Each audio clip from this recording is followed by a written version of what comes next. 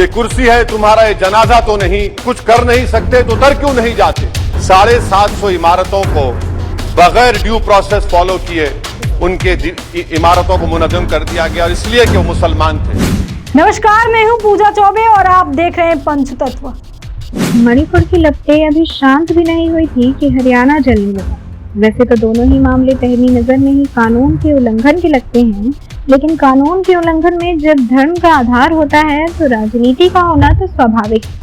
जहां एक तरफ हरियाणा के नूह के हिंसा पर संसद में सांसद असदुद्दीन ओवैसी ने हरियाणा के सीएम की बर्खास्तगी की मांग कर दी, तो वहीं दूसरी ओर अब जामा मस्जिद के शाही इमाम सैयद अहमद बुखारी ने नूह हिंसा पर चिंता जताते हुए पीएम से हस्तक्षेप को कहा है। उनका कहना है कि देश में नफरत की आंधी चल रही है। उन्होंने प्रधानमंत्री नरेंद्र मोदी से मुसलमानों के मन की बात सुनने का आग्रह किया है। नूह हिंसा और चलती ट्रेन में एक रेलवे पुलिस जवान द्वारा 4 लोगों की हत्या जैसी हालिया घटनाओं का हवाला देते हुए बुखारी ने सुझाव दिया कि पीएम मोदी और गृह मंत्री अमित शाह समुदाय के बुद्धिजीवियों के साथ बातचीत करें।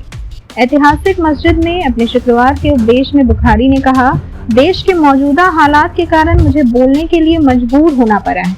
देश में हालात चिंताजनक है और नफरत की आंधी देश में शांति के लिए गंभीर खतरा पैदा कर रही है। बुखारी ने पीएम मोदी के मासिक रेडियो का जिक्र करते हुए कहा, आप अपने मन की बात कहते हैं, लेकिन आपको मुसलमानों के मन की बात भी सुनने की जरूरत है। मुस्लिम मौजूदा परिस्थितियों से परेशान हैं और अपने भविष्य को लेकर चिंतित भी हैं।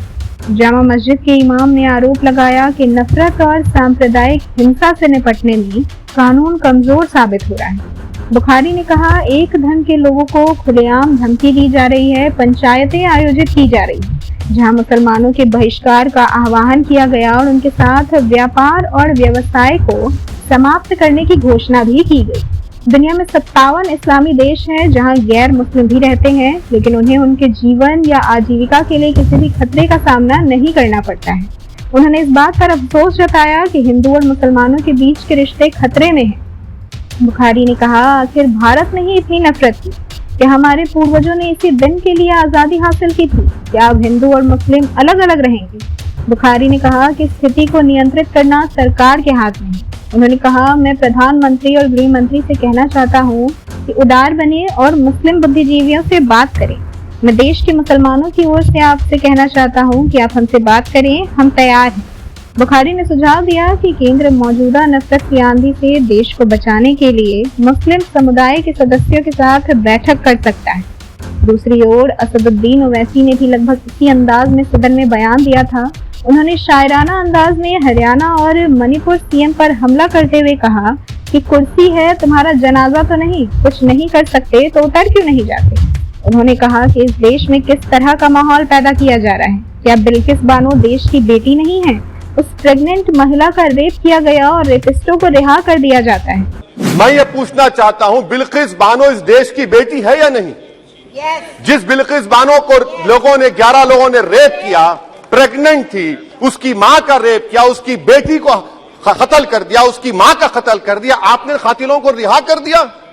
ये आपका कॉन्शियंस है? ये आपका कॉन्शियंस है? समस्या बॉर्डर पर नहीं, दिल्ली में है। एक तरफ चौकीदार बैठा है तो दूसरी तरफ दुकानदार। सर, 2 महाज है इस मुल्क में, एक चौकीदार है, एक दुकानदार है। एक चौकीदार है, एक दुकानदार है। जब जुल्म हम पे होता कोई मुंह नहीं खोलते। यूएपीए का कानून अमित शाह ने लाया, इन दुकानदारों ने तायीद की। आज उस यूएपीए का कानून में 83 साल का बुढ़ा सिपर नहीं होने से मर गया। आखिर कब तक दुकानदार और चौकीदार हमारी लाशों पर सियासत? सर, हम कंक्लूडिंग, कब तक सियासत करेंगे? अगर आप जुल्म के खिलाफ आवाज नहीं उठाएंगे तो आपकी दुकानदारी नहीं चलेगी, चौकीदार को धन्यवाद। तीसरा महाज करेगा। शुक्रिया सर। ओवैसी ने हरियाणा हिंसा का मुद्दा भी उठाया और आरोप लगाया कि नूह में मुसलमानों को निशाना बनाया जा रहा है। मैं हुकूमत से और खास तौर से वजीर आजम से जानना चाहता हूं कि कहां गया इस हुकूमत का जमीर, कॉन्शियंस जिसको अंग्रेजी में कहते हैं, जब नूह में 750 इमारतों को बगैर ड्यू प्रोसेस फॉलो किए उनके इमारतों को मुनज़्ज़म कर दिया गया, और इसलिए कि वो मुसलमान थे, पूरे के पूरे इलीगल थे। इसीलिए पंजाब की हाईकोर्ट और हरियाणा की हाईकोर्ट ने कहा कि ये एथनिक क्लेंसिंग है। इसकी एक बेहतरीन मिसाल है उस हुकूमत की।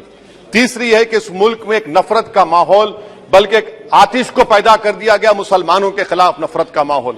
ये 9 साल का इनका ये कारनामा है। तो ऐसे ही तमाम खबरों के लिए जुड़े रहें पंचतत्व के साथ। चैनल को सब्सक्राइब करें, फेसबुक पेज को लाइक करें। वीडियो देखने के लिए धन्यवाद।